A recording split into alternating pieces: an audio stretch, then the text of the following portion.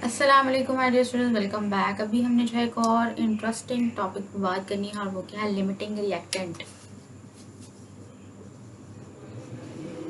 Limiting reactant नाम से ही पता चल रहा है, लिमिटिंग रिएक्टेंट। लिमिटिंग का मतलब क्या है, कोई चीज़ को जो लिमिट कर रहा होगा, रोक रहा होगा। और रिएक्टेंट का मतलब है जो कि रिएक्शन परफॉर्म करने में हेल्पफुल होगा, उसी को रिएक्टेंट कहा जाएगा। ओके, जैसे कि दो चीज़ें हैं, अगर दो लोग हैं तो वो आपस में रिएक्ट करेंगे। यहाँ पे हम चलो टॉपिक को चेंज करते हैं।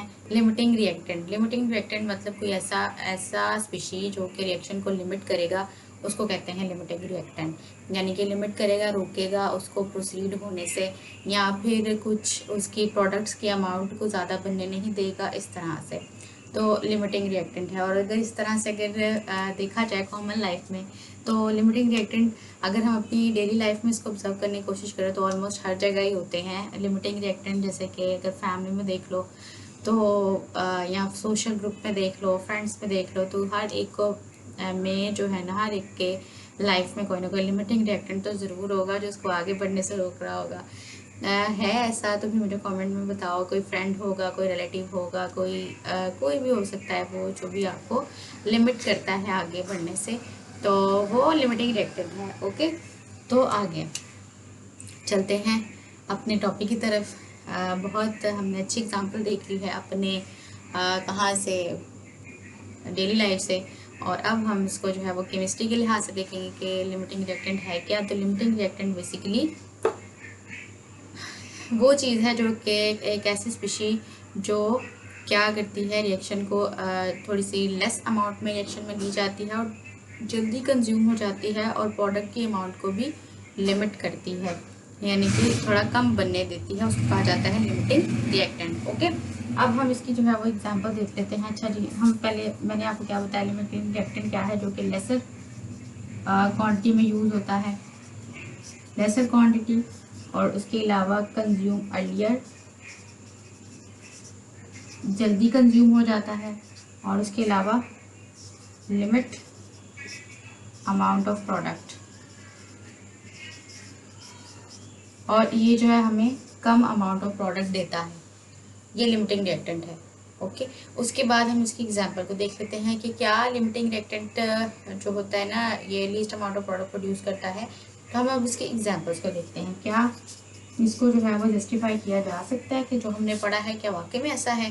तो बिल्कुल इसको एग्जांपल से देखेंगे। जैसे कि हम यहाँ पे एग्जांपल ले लेते हैं वाटर फॉर्मेशन की, कि वाटर कैसे बनता है, हाइड्रोजन एंड ऑक्सीजन से।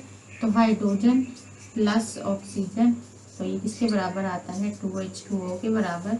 अब यहाँ पे ये 2 मोल हमने बैलेंस करने के लिए लगाए हैं।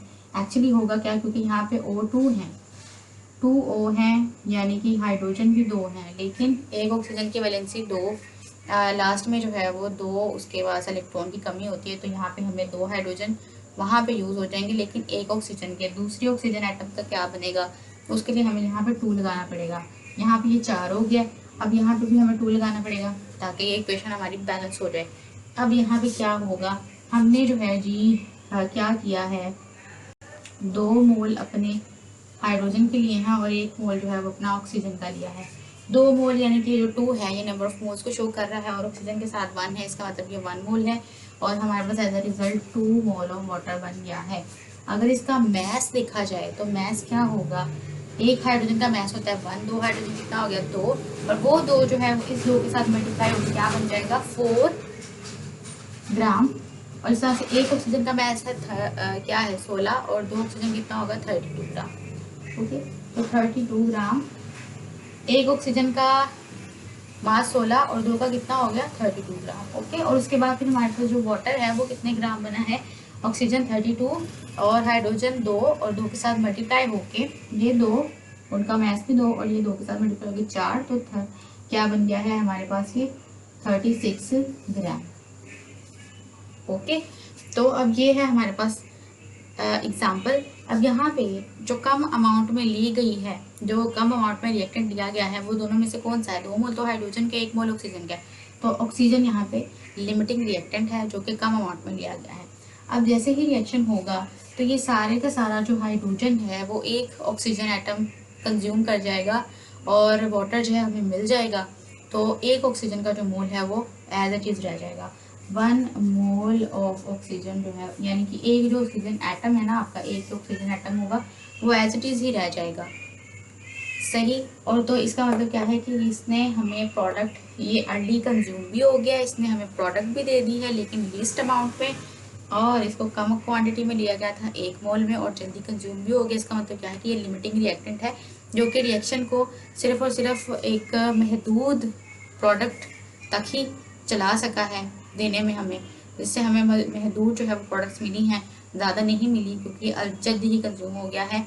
ये हाइड्रोजन सारी की सारी कंज्यूम कर गया है, एक ऑक्सीजन एटम ही बाकी नहीं, बाकी की दूसरे एटम की जो है वो बारी नहीं आई, तो वो लिमिटिंग रिएक्टेंट हो गया।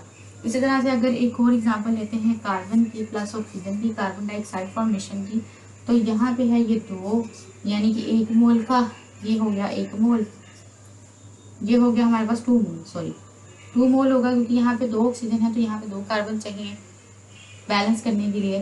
तो ये हो गया 2 मोल इसके हो गए और 1 मोल जो है वो इस ऑक्सीजन का होगा। वही बात 32 ग्राम जो है वो इसका मैस है और कार्बन का जो है वो एक कार्बन का 12 है तो 2 का कैन 24 ग्राम। और इसी तरह से क्या बन गई कार्बन डाइऑक्साइड, कार्बन डाइऑक्साइड, और बैलेंस करने के लिए यहाँ पे 2 लगा देते हैं, 4 हो गई। आई होप सो कि I am doing the right equation right now. Okay, ये हो गया 1 मोल। कार्बन हमारे पास 2 मोल है और ऑक्सीजन हमारे पास 1 मोल है, हमने 1 मोल ली है, तो यहाँ पे हमारे पास ऑक्सीजन जो है वो लिमिटिंग रिएक्टेंट के तौर पे एक्ट करेगी।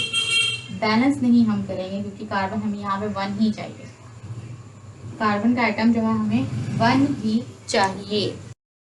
एक कार्बन का आइटम होता है क्योंकि हमारे पास प्रोडक्ट में भी देखा जाए तो एक ही कार्बन है, तो यहाँ पे 2 वगैरह या 3 वगैरह लेने की ज़रूरत नहीं है। तो यहाँ पे कार्बन एक और एक ऑक्सीजन का मॉलिक्यूल और साथ में जो है हमें ये कार्बन डाइऑक्साइड मिल गई है। यहाँ पे 1 मोल जो है वो किसका लिया गया है, 2 मोल जो है वो कार्बन के लिए जाएंगे जो तो मैंने बताया 24 ग्राम, और 1 मोल जो है वो ऑक्सीजन का लिया गया जो हो गया 32 ग्राम।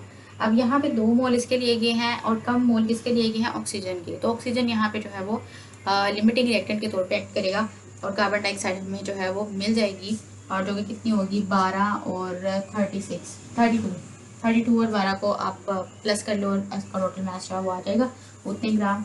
और यहाँ पे लिमिटिंग रिएक्टेंट क्या है, ऑक्सीजन, जो कि रिएक्शन पहले ही कंज्यूम होगी सारे का सारा कार्बन के साथ, इसने रिएक्शन कर लिया एक ही एटम के साथ, बाकी जो एक एटम है वो बच गया, तो ये हमें जो है वो थोड़ी सी अमाउंट में प्रोडक्ट दे सका है। तो अर्ली कंज्यूम भी हो गया, लेस अमाउंट में भी लिया गया है, प्रोडक्ट को भी इसने लिमिट कर दिया है, यानी कि कम अमाउंट में हमें मिली है।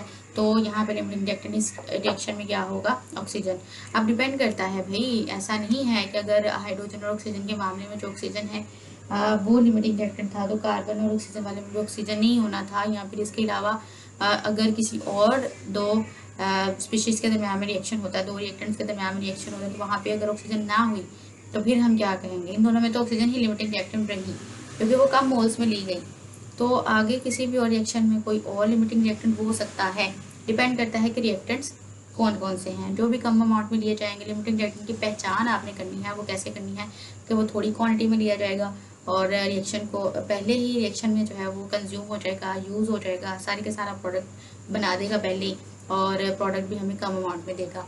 ये इसकी जो है वो पहचान है लिमिटिंग रिएक्टेंट की। और ये इसकी जो है वो क्या है, एग्जांपल्स। पहले हमने इसका इंट्रो देख लिया, फिर उसके बाद हमने देख ली कि इसकी एग्जांपल्स क्या हैं, फिर उसके बाद हम देख लेते हैं कि लिमिटिंग रिएक्टेंट की आपने आइडेंटिफिकेशन कैसे करनी है। तो आइडेंटिफिकेशन मैंने आपको बता दी, ऐसे करनी है जैसे मैंने आपको बताया कि कम अमाउंट में यूज़ होगा। अच्छा, जैसे हम लोग जो है वो क्या कर सकते हैं, नंबर ऑफ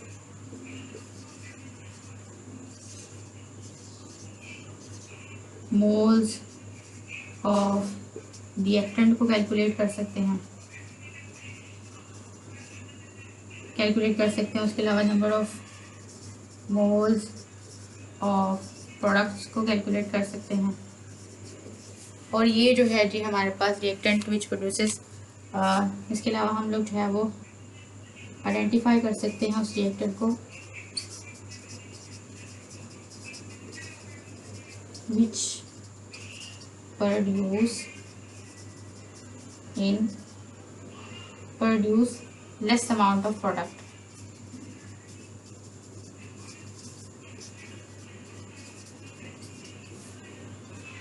ओके जी, ये इसकी आइडेंटिफिकेशन है। इससे हम लोग जो है वो number of moles of reactant को जो है वो फाइंड आउट कर सकते हैं, और number of moles of the product, number of moles of the reactant को कैलकुलेट किया जा सकता है, प्रोडक्ट को नंबर ऑफ मोल्स, और इसके अलावा जो है वो आइडेंटिफाई किया जा सकता है उस रिएक्टेंट, पर्टिकुलर रिएक्टेंट को जो कि कम अमाउंट ऑफ प्रोडक्ट दे रहा था।